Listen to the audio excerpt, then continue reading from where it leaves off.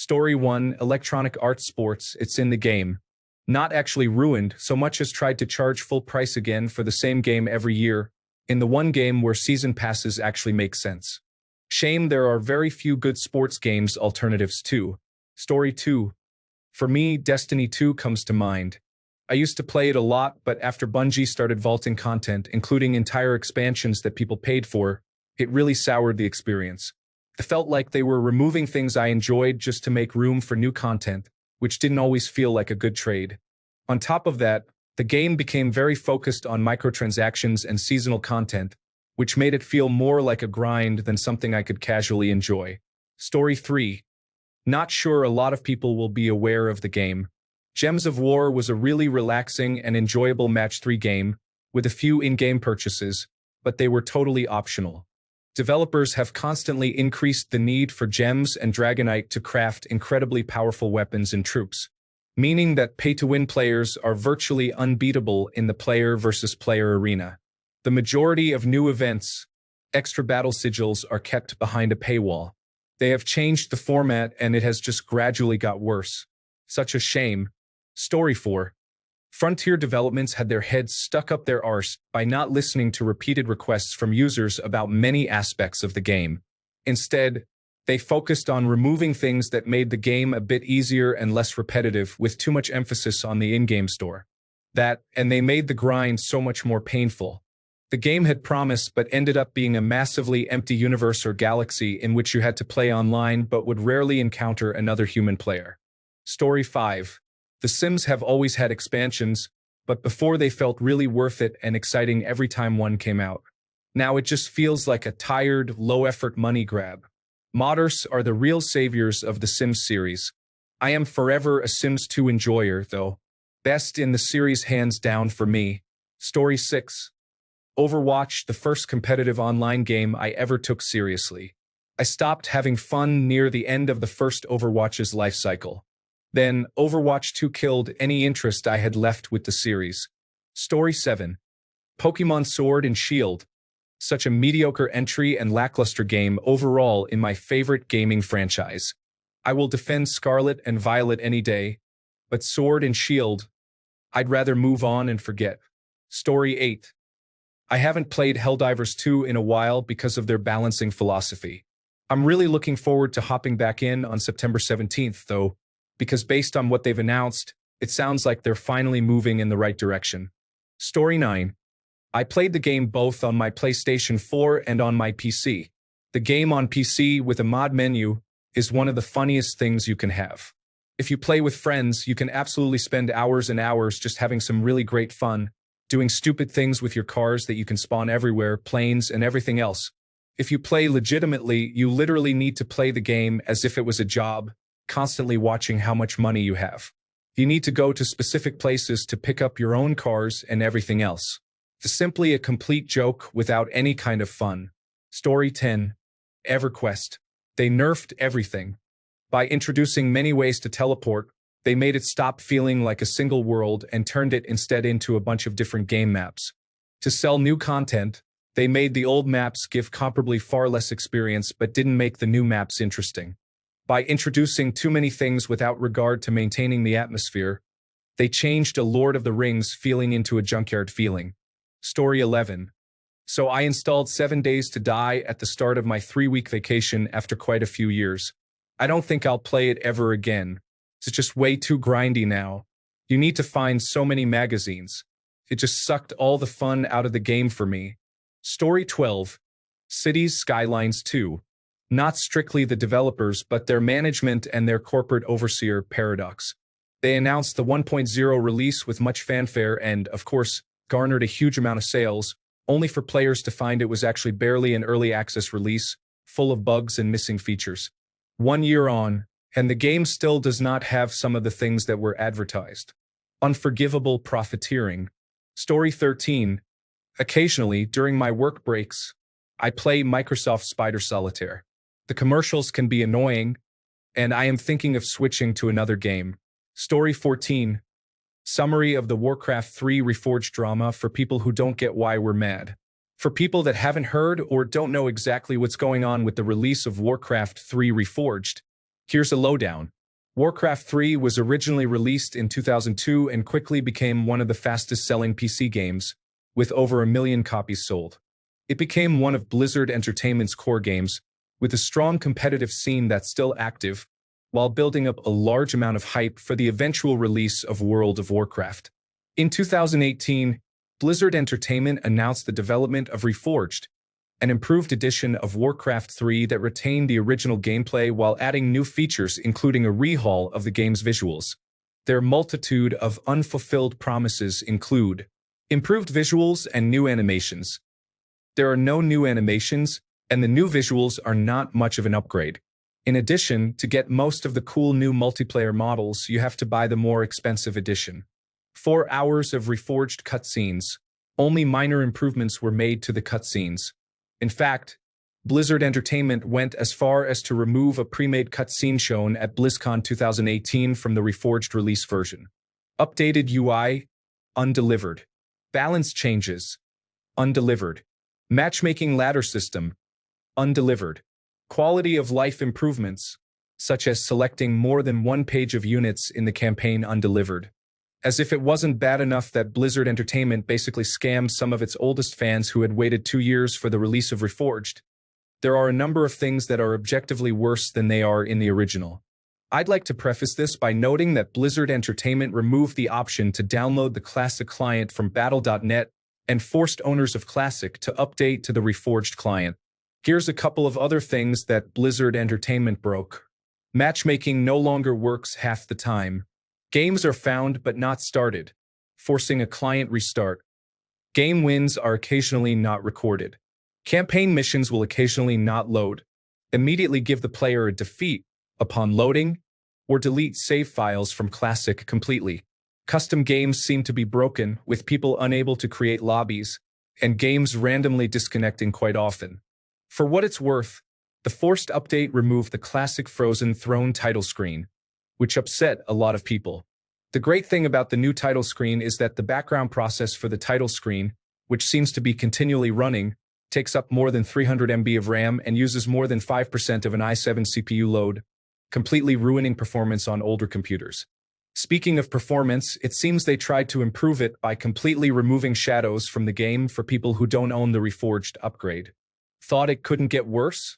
The real cherry on top lies in the updates to the End-User License Agreement, EULA.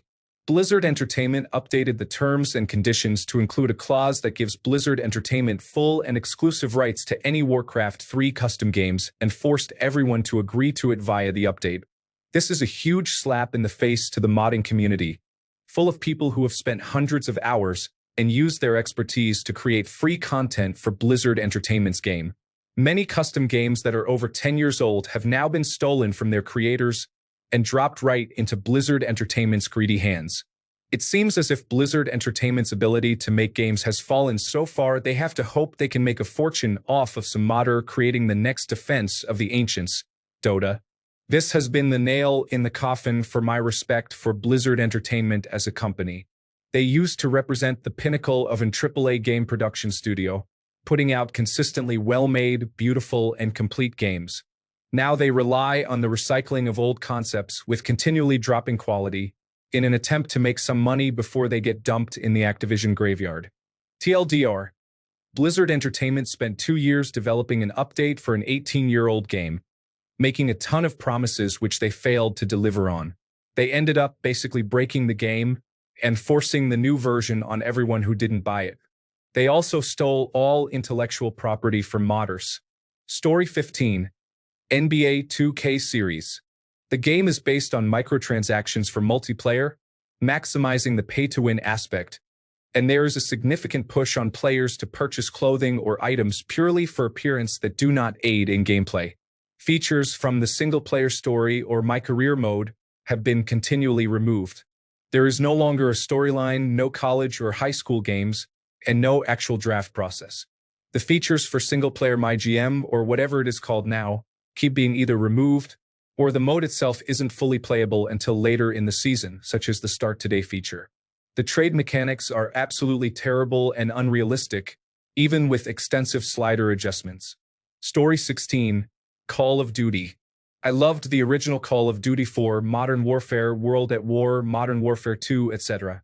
They added skill-based matchmaking in the recent ones, and it really annoys me because if I do well in a game or two, the rest of the night is full of people that outperform me.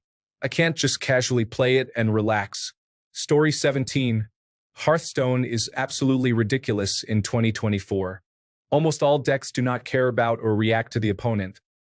They just do their thing, and if they draw well, they win. Right now, the most popular deck can get a 4/5 and 4/3/6 on the board on turn 4 consistently, and if that happens, it's over. Story 18. I got to Grandmaster during the Overwatch 1 days and played with a lot of the top streamers and content creators in the game at the time. They ruined a lot of the heroes in Overwatch 2 that made the game special and fun to play. Story 19.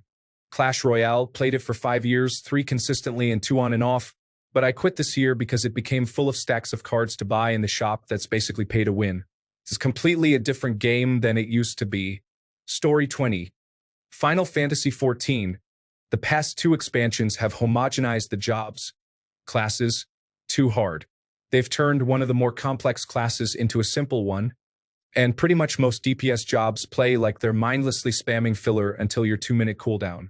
All the tanks play similarly outside of Gunbreaker's DPS rotation, and the healers suffer from this fate too. As someone who's stuck with this game since before it was popular, it feels like they don't care about any of the people who played this game because they loved learning the intricacies of the classes. Now, it just seems they care about appealing to new players by trying to make the classes play like inserting the right shape. Story 21. I used to play every Pokemon game I could get my hands on. Now, the only one I've bought in the past 8 years is Legends Arceus.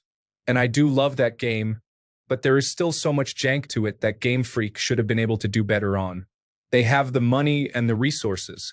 They just refuse to put the love and care in that a game requires. And it saddens me greatly. Story 22.